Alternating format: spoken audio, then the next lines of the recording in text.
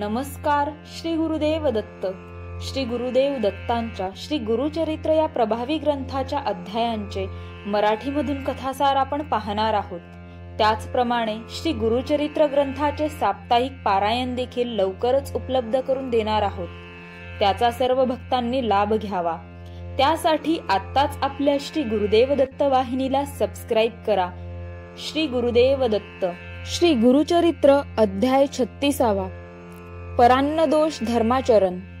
ओम श्री गणेशाय नमः. श्री सरस्वते नमः. श्री गुरुभ्यो नमः. श्री कुलदेवतायै नमः. नामधारक सिद्धयोग्यांच्या पाया पडून भक्तिभावाने हात जोडून म्हणाला, स्वामी तुमचा जय जयकार असो. या संसार सागरातून सर्वांना सुखरूप तारून नेण्यास तुम्हीच समर्थ आहात. तुम्ही अविद्यारूप अंधार नाहीसा करणारे प्रत्यक्ष सूर्य आहात. मी आजपर्यंत अज्ञानरूपी अंधारात झोपलो होतो, पण कृपासागर अशा तुम्ही मला जागे केले. अज्ञानरूपी अंधार नाहीसा करणारे तुम्ही भास्कर आहात. तुम्ही मला गुरु म्हणून लाभल्याने मी हा भवसागर तरून गेलो. मला श्री गुरुचरित्रातील पुढील कथा सांगण्याची कृपा करावी. श्री गुरुचरित्रामृत कितीही ऐकले तरी माझे मन तृप्त होत नाही.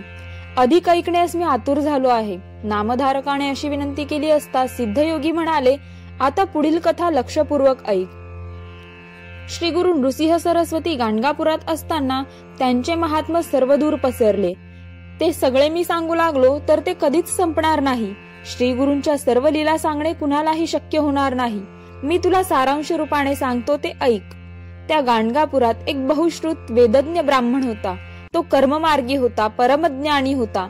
तो ब्राह्मण कोणाकडूनही दान घेत नसे, कुणाच्याही घरी भोजनासाठी जात नसे, कोणाशीही कधीही वादविवाद घालीत नसे. चुकून सुद्धा कधी खोटे त्याच्या तोंडून बाहेर येत नसे. तो नेहमी 5 घरी कोरडी भिक्षा मागून पोट भरीत असे. त्याची पत्नी याच्या अगदी उलट होती. ती सदैव उद्विग्न असे, पतीशी नेहमी भांडण करीत असे. अन्नाची मोठी लोभी होती. त्या काळी गाणगापुरात अनेक श्रीमंत लोक येत असत व सहस्त्र भोजन घालीत असत. गावातले असंख्य ब्राह्मण तेथे भोजनासाठी जात असत व त्या ब्राह्मणाच्या घरी जाऊन सहस्त्र भोजनाचे रसभरीत वर्णन करीत असत. ते ऐकून ती स्त्री मनातल्या मनात म्हणे, माझे नशीबच खोटे. मला स्वप्नातही असले गोडधोड खायला मिळत नाही. या दरिद्री ब्राह्मणाशी लग्न करून मी मोठीच चूक केली. केवळ याच्यामुळे मला भोजनाला जाता येत नाही. माझे पूर्वजन्मीचे पाप म्हणूनच मला असे दारिद्र्यात दिवस काढावे लागत आहेत. गावातल्या इतर बायका किती भाग्यवान आहेत. त्यांना त्यांच्या पतीबरोबर भोजनाला जाता येते. माझा पती कधीही परान्न घेत नाही, त्यामुळे मलाही भोजनाला जाता येत नाही. माझे नशीबच फुटके, दुसरे काय. परमेश्वरा मी काय करू, असे ती नेहमी दुःख करीत असे. असेच एकदा एका श्रीमंत माणसाने आपल्या पितरांच्या श्राद्धानिमित्त गाणगापुरात ब्राह्मण भोजनाचा बेत आखला होता. त्याने गावातील अनेक दाम्पत्यांना भोजनाचे निमंत्रण दिले होते. ते पाहून ती ब्राह्मण स्त्री आपल्या पतीला म्हणाली, आज आपल्या गावात एका श्रीमंत ब्राह्मणाने पितृश्राद्धानिमित्त सुग्रास भोजन देण्याचे ठरविले आहे. आपणही त्या भोजनाला जाऊया. निदान एक दिवस तरी चांगले गोडधोड खायला मिळेल. तिथे वस्त्र दक्षिणाही मिळणार आहे. मला तिथे जाण्याची फार इच्छा आहे. तुम्हाला यायचे नसेल तर मला एकटीला जाण्याची परवानगी द्यावी. त्यावर तो ब्राह्मण म्हणाला, परान्न न खाण्याचे माझे व्रत आहे, त्यामुळे मी मुळीच येणार नाही. तुला जायचे असेल तर तू खुशाल जा. त्याने अशी परवानगी देताच ती भोजनासाठी म्हणून त्या श्रीमंत गृहस्थाकडे गेली. तिला पाहून तो गृहस्थ म्हणाला, तुम्ही एकट्या कशा आलात? मी दाम्पत्य भोजन घालीत आहे. तुमचा पती कोठे आहे? भोजनासाठी तुमच्या पतीलाही घेऊन या. हे ऐकताच तिच्या पुढे मोठाच प्रश्न उभा राहिला. येथे भोजनाचे निमंत्रण आहे हे दाम्पत्यांना. पती तर परान्न घेत नाही, तो येणार नाही. तो आला नाही तर मला एकटीला भोजन मिळणार नाही. आता काय करावे? मग ती श्री गुरु नृसिंह सरस्वतींकडे गेली. त्यांच्या पाया पडून म्हणाली, स्वामी गावात दाम्पत्य भोजनाचा कार्यक्रम आहे. माझा पती परान्न घेत नाही म्हणून तो येणार नाही. आपणच त्याला समजाविले तर तो माझ्याबरोबर भोजनासाठी तयार होईल. तिचे हे बोलणे ऐकून श्री गुरूंना हसू आले. मग ते तिच्या पतीला म्हणाले, अरे तुझ्या पत्नीला मिष्टान्न खाण्याची तीव्र इच्छा आहे, म्हणून तू तिच्याबरोबर भोजनाला जा. तू तिची इच्छा पूर्ण कर, कारण कुलस्त्रीचे मन कधीही खिन्न असू नये. श्री गुरूंनी असे सांगितले असता तो ब्राह्मण हात जोडून म्हणाला, स्वामी परान्न न घेण्याचा माझा नियम आहे, परंतु तुमची आज्ञा मला शिरसावंद्य आहे. जो आपल्या गुरूंची आज्ञा मानित नाही त्याला भयंकर अशा नरकात जावे लागते. म्हणून मी पत्नी बरोबर भोजनाला जाईन. मग श्री गुरूंचा निरोप घेऊन ते दाम्पत्य भोजनासाठी गेले. आज आपणास सुग्रास भोजन मिळणार या विचाराने त्या ब्राह्मण स्त्रीला मोठा आनंद झाला. ते दोघे पानावर बसले. वाढणे सुरू झाले. भोजनाला सुरुवात झाली. त्यावेळी त्या ब्राह्मण स्त्रीला एक विलक्षण अशुभ दृश्य दिसले. आपल्या पानातील अन्न डुकरे आणि कुत्रे खात आहेत. ते दृश्य पाहून घाबरलेली ती स्त्री एकदम पानावरून उठली. भोजन करीत असलेल्या इतर ब्राह्मणांना व आपल्या पतीला आपण काय पाहिले ते सांगितले. मग ती आपल्या पतीसह घरी परत आली. ती पतीला म्हणाली, तुम्ही कुत्र्याने व डुकराने उष्टे केलेले अन्न खाल्लेत असे मला दिसले. मला याबद्दल क्षमा करा. तुम्ही नको नको म्हणत असतानाही मी तुम्हाला भोजनाचा आग्रह केला. माझेच चुकले. हे ऐकून त्या ब्राह्मणाला अतिशय राग आला. तो दुःखाने म्हणाला, माझे दुर्दैव म्हणून तुझ्याबरोबर भोजनाला आलो. माझा नियम तर मोडलाच, शिवाय कुत्र्याने व डुकराने तोंड लावलेले अन्न खावे लागले. त्यानंतर तो ब्राह्मण पत्नीसह श्रीगुरूंच्याकडे आला. दोघांनी श्रीगुरूंना भक्तिभावाने नमस्कार केला. तेव्हा श्रीगुरू हसत हसत त्या ब्राह्मण पत्नीला म्हणाले, काय परांणाचे सुख कसे वाटले? परांना घेत नाही म्हणून तू सदैव आपल्या पतीला नावे ठेवीत होतीस. आता तुझी इच्छा तर पूर्ण झाली ना? श्रीगुरू असे म्हणाले असता ती स्त्री श्रीगुरूंच्या पाया पडून म्हणाली, स्वामी मला क्षमा करा. मी खरोखरच अज्ञानी आहे. माझ्या हव्यासापायी माझ्या पतीचा व्रतभंग झाला. मी त्यांना हट्टाने परांणासाठी नेले. मी मोठाच अपराध केला आहे. मला क्षमा करा. मग तो ब्राह्मण श्रीगुरूंच्या पाया पडून म्हणाला, या माझ्या पत्नीमुळे माझा नियम मोडला. माझी पत्नी नाही, वैरी नाही. हिच्यामुळे माझ्या हातून नियम मोडण्याचे पाप घडले. आता मी काय करू? त्यावर श्रीगुरू हसून म्हणाले, चिंता करू नकोस. तू तुझ्या पत्नीची परांणाची वासना पुरविली आहेस. आता तिचे मन तृप्त झाले आहे. आता तिचे मन तृप्त असल्यामुळे ती पुन्हा परांणाची इच्छा करणार नाही. शिवाय तू तिकडे भोजनासाठी गेलास तो आमच्या आज्ञेने. त्यामुळे तुला कसलाही दोष लागणार नाही. आता मी तुला आणखी एक सांगतो. जर एखाद्या ब्राह्मणाला श्राद्ध कर्माच्या वेळी योग्य ब्राह्मण मिळाला नाही, त्याचे ब्राह्मण अभावी कार्य अडून राहिले, तर तू त्यांच्याकडे भोजनाला जावेस. त्यामुळे तुझ्या हातून धर्मकार्य घडेल. पण अशा वेळी तू गेला नाहीस तर त्याचा शाप तुला लागेल. श्रीगुरूंनी असे सांगितले असता त्या ब्राह्मणाने श्रीगुरूंना साष्टांग नमस्कार घातला. कोणाच्या घरी जाऊन अन्न खावे आणि कोणाच्या घरी जाऊन अन्न खाऊ नये असे विचारले असता श्रीगुरू म्हणाले, कोणाकडे भोजनाला जावे ते प्रथम सांगतो, ते लक्षपूर्वक ऐक. आपले गुरु, शिष्य, वैदिक ब्राह्मण, आपले मामा, सासरे, सख्खे भाऊ, सज्जन मनुष्य यांच्याकडे भोजन केल्यास कोणताही दोष लागत नाही. एखादा ब्राह्मण ब्राह्मणाविनाच जर अडकला असेल तर त्याच्या घरी भोजनास जावे. त्यावेळी गायत्री मंत्र जप करावा, म्हणजे कोणताही दोष लागत नाही. आता अन्न वर्ज्य करण्याची घरे सांगतो. त्याचे सविस्तर विवेचन स्मृतिचंद्रिकेत केले आहे. ते खूप मोठे आहे. ते मी तुला सारांश रूपाने सांगतो, ते ऐक.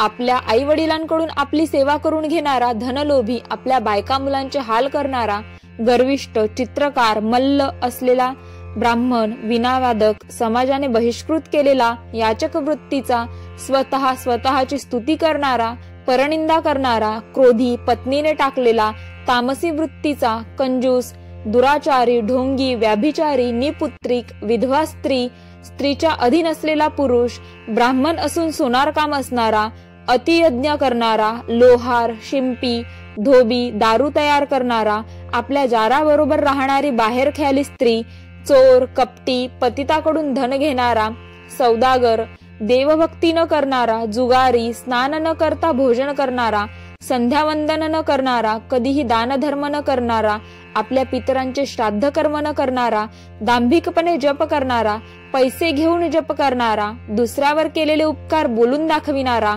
व्याजाने पैसे देणारा, विश्वासघातकी, कुलपरंपरा मोडणारा, हिंसक, खुनी, आशाळभूत, परान्न घेणारा, पंचमहायज्ञ न करणारा, घरातील अन्नाची निंदा करून परान्नाची प्रशंसा करणाऱ्या लोकांच्याकडे कधीही भोजनास जाऊ नये. अशा ठिकाणी भोजनास गेल्यास त्या यजमानांचे दोष आपल्याला लागतात. म्हणून अशा यजमानांच्या घरी भोजनास जाऊ नये. त्याऐवजी भूमिदान, सुवर्णदान, गज अश्वरत्न दान केल्यास दोष लागत नाहीत. परान्न घेतल्यामुळे जसे दोष लागतात त्याचप्रमाणे परस्त्री गमन केल्यास नरकवास भोगावा लागतो. अमावस्येला परान्न घेतल्यास मासपुण्य जाते. आपल्या कन्येला पुत्र झाल्याशिवाय तिच्या घरी भोजनास जाऊ नये. त्याचप्रमाणे सूर्यचंद्र ग्रहणाच्या दिवशी परान्न घेऊ नये. सुतक असलेल्यांच्या घरी भोजन करू नये. ब्राह्मणांनी जर आपला आचार धर्म पाळला तर त्यांना कधीही दैन्य दारिद्र्य भोगावे लागत नाही. सर्व देवदेवता त्यांच्या अंकित होतात. त्यांना महासिद्धी प्राप्त होते. आजकाल ब्राह्मण उन्मत्त झाले आहेत, म्हणून त्यांना दैन्य दारिद्र्य भोगावे लागत आहे. श्री गुरूंनी असे सांगितले असता त्या ब्राह्मणाने मला आचार धर्म सांगा अशी विनंती केली असता श्री गुरु म्हणाले, पूर्वी नैमिषारण्यात सर्व ऋषी मुनी यांनी पराशरांना हाच प्रश्न विचारला होता. त्यावेळी पराशरांनी सर्वांना आचार धर्म विस्तारपूर्वक सांगितला. तो मी तुला थोडक्यात सांगतो. प्रत्येकाने पहाटे लवकर उठावे, गुरुस्मरण करावे, ब्रह्मा विष्णू महेश यांचे ध्यान करावे, सूर्यादी नवग्रहांचे स्मरण करावे, सनकादिकांचे स्मरण करावे, प्रातस्मरामीने नेहमी प्रारंभ होणारे प्रातस्मरणीय श्लोक म्हणावेत. हे सर्व करण्याआधी शौच मुखमार्जन करून हातपाय धुवून स्वस्थ बसून हे सर्व करावे. स्नानापूर्वी व नंतर आचमन करावे. त्याचप्रमाणे झोपण्यापूर्वी, उठल्यावर, भोजनापूर्वी, भोजनानंतर, जांभई किंवा शिंक आल्यावर, लघुशंका किंवा शौच केल्यावर, वात सरला असता, वाईट दृश्य दिसले असता आचमन करावे. आचमनासाठी पाणी मिळाले नाही तर डोळे व कान यांना स्पर्श करावा. ब्राह्मणाच्या उजव्या कानाजवळ सूक्ष्म रूपात अग्नी, वायू, अपोदेवता, चंद्र, सूर्य, वेद व वरुण या 7 देवता असतात. डोक्यावर उपरणे बांधून व जानवे उजव्या कानात अडकवून नैऋत्य दिशेस शौचास बसावे. खाली मान घालून बसावे. दिवसा उत्तरेकडे व रात्री दक्षिणेकडे तोंड करून बसावे. मौन पाळावे. इकडे तिकडे पाहू नये. उभ्याने लघुशंका करू नये. शौचास पाणी नाही मिळाले तर मातीने स्वच्छता करावी, पण हे केवळ अपवाद म्हणून. नुसत्या मातीवर किंवा हिरव्या गवतावर बसू नये. मातीने हात स्वच्छ करावेत. यानंतर स्नानविधी सांगितला आहे. स्नान केव्हा करावे, स्नानासाठी कोणते पाणी योग्य कोणते अयोग्य तेही सांगितले आहे. स्नानानंतर कोणती वस्त्रे परिधान करावीत, भस्म व चंदन कसे लावावे ते सांगून संध्यावंदन, गायत्री मंत्र, त्यातील 24 अक्षरे, त्यांच्या देवता, गायत्री ध्यान, गायत्री जप, जपासाठी योग्य वेळ, आसन, जप करताना कसे बसावे, ओंकाराचा दैवी अर्थ काय इत्यादी सर्व तपशिलाने सांगितले आहे. पंचमहायज्ञ वैश्वदेव का करावेत, कसे करावेत, तर्पणाचे प्रकार कोणते इत्यादी दैनंदिन कर्मकांड सविस्तरपणे सांगितले आहेत.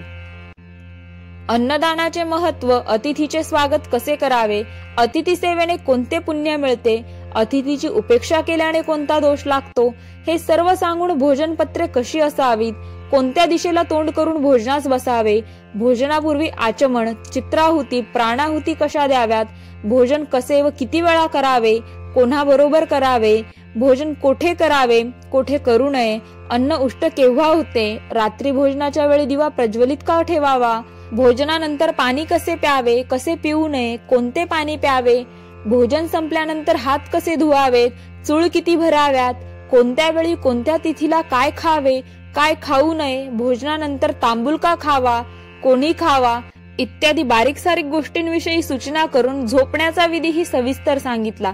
स्त्री संग केव्हा करावा, केव्हा करू नये इत्यादी संपूर्ण कर्मकांड शास्त्राच्या आधारे सांगितले आहे. एकूणच आदर्श जीवन कसे जगावे याचे मार्गदर्शन केले आहे. नैमिषारण्यात पराशरांनी सर्व ऋषी मुनींना जो आचार धर्म सांगितला तो श्री गुरूंनी त्या ब्राह्मणांना नीट समजावून सांगितला. मग श्री गुरु त्यांना म्हणाले, या आचार धर्माचे निष्ठापूर्वक पालन केले असता मनुष्याच्या सर्व इच्छा पूर्ण होतात, तो पूर्ण सुखी होतो. अशा रीतीने श्री गुरुचरित्रामृतातील परान्न दोष धर्माचरण नावाचा अध्याय 36वा समाप्त. श्री गुरु दत्तात्रेयार्पणमस्तु.